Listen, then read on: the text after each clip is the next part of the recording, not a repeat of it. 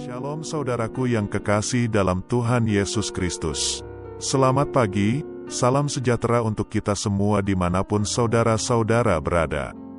Damai dan sukacita oleh Roh Kudus melimpah dalam hati dan kehidupan saudara semua. Sebelum kita mendengarkan renungan firman Tuhan, mari sama-sama kita berdoa. Bapa kami yang di sorga, Bapa yang senantiasa baik, setia dan penuh kasih.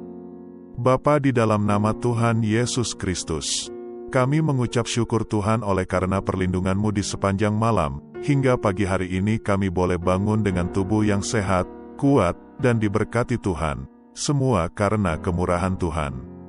Pada saat ini kami mau mendengarkan firman-Mu, berbicaralah ya Tuhan, jamah hati kami, berikan kami pengertian untuk dapat memahami firman-Mu, dan dapat kami lakukan di sepanjang kehidupan kami. Terima kasih Tuhan, dalam nama Tuhan Yesus kami berdoa. Amin.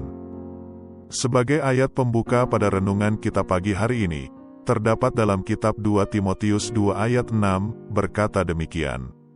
Seorang petani yang bekerja keras haruslah yang pertama menikmati hasil usahanya. Rasul Paulus juga menasihati kita untuk belajar dari kehidupan seorang petani. Seorang yang bekerja di bidang pertanian sawah atau ladang.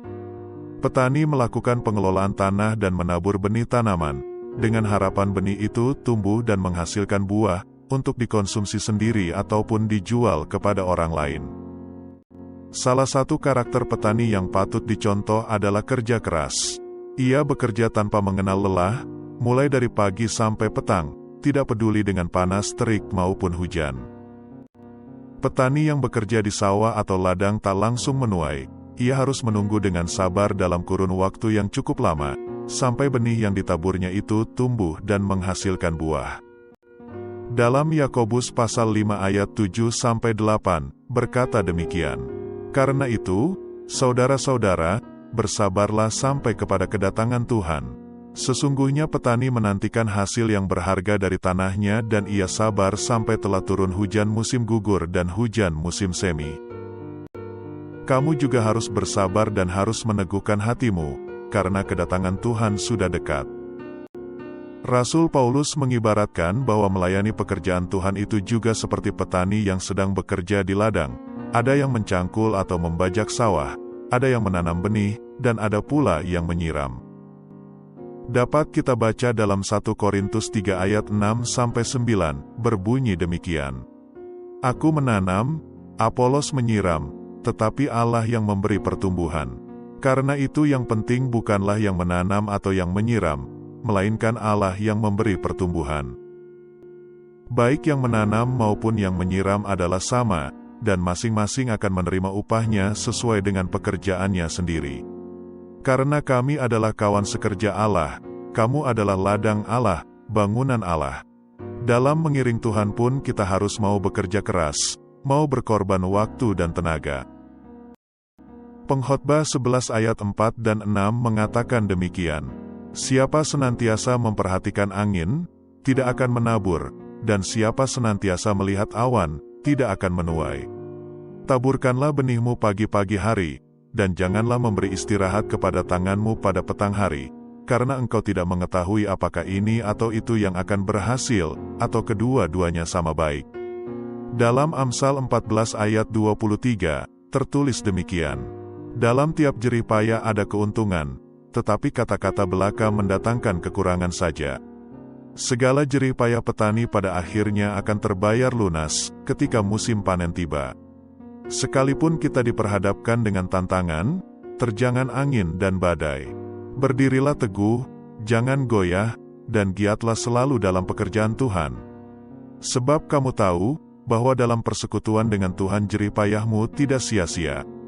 Tertulis dalam 1 Korintus 15 ayat 58. Sebagai ayat terakhir pada renungan kita pada pagi hari ini, dapat kita baca dalam Mazmur pasal 126 ayat 5, berbunyi demikian. Orang-orang yang menabur dengan mencucurkan air mata, akan menuai dengan bersorak-sorai. Demikianlah renungan kita pada hari ini, semoga menjadi berkat bagi kita semua. Dan untuk mengakhiri renungan kita pagi ini, mari kita berdoa. Bapa kami yang di surga, Bapa, dalam nama Tuhan Yesus Kristus, kami bersyukur atas pertolongan-Mu, penyertaan-Mu, juga atas berkat-Mu. Kami berbahagia dan bersyukur atas kebaikan Tuhan pada hari ini. Tak berkesudahan kasih setia Tuhan, tak habis-habisnya rahmat-Mu, selalu baru tiap pagi, besar kesetiaan-Mu Tuhan dalam hidup kami. Terima kasih buat firman-Mu pada hari ini ya Tuhan. Kami mau selalu belajar dan terus belajar tentang firman-Mu. Firman-Mu yang menguatkan dan meneguhkan iman kami. Firman-Mu yang mengubahkan hidup kami. Kami mau melakukan firman-Mu ya Tuhan di sepanjang hidup kami, agar kami tetap kuat berjalan bersama dengan Engkau. Terima kasih ya Tuhan, buat kesempatan hidup yang masih Engkau berikan. Kami mau pakai untuk hormat dan kemuliaan nama-Mu. Kiranya Engkau terus memberkati kehidupan kami, keluarga kami, sanak saudara kami, daerah tempat tinggal kami, bangsa dan negara kami, pemerintah-pemerintah kami, biarlah semuanya dalam perlindungan-Mu ya Tuhan, dan jadilah sesuai kehendak-Mu yang terbaik dalam kehidupan kami. Dan pada pagi hari ini ya Tuhan, kami berterima kasih buat perlindungan-Mu di sepanjang malam yang telah kami lewati. Pagi hari ini kami akan beraktivitas sebagaimana mestinya. Kami yakin dan percaya, perlindungan-Mu tetap ada dalam kehidupan kami, di sepanjang hari yang akan kami lewati ini. Terima kasih ya Tuhan, inilah yang menjadi doa kami. Dalam nama Yesus kami berdoa. Amin.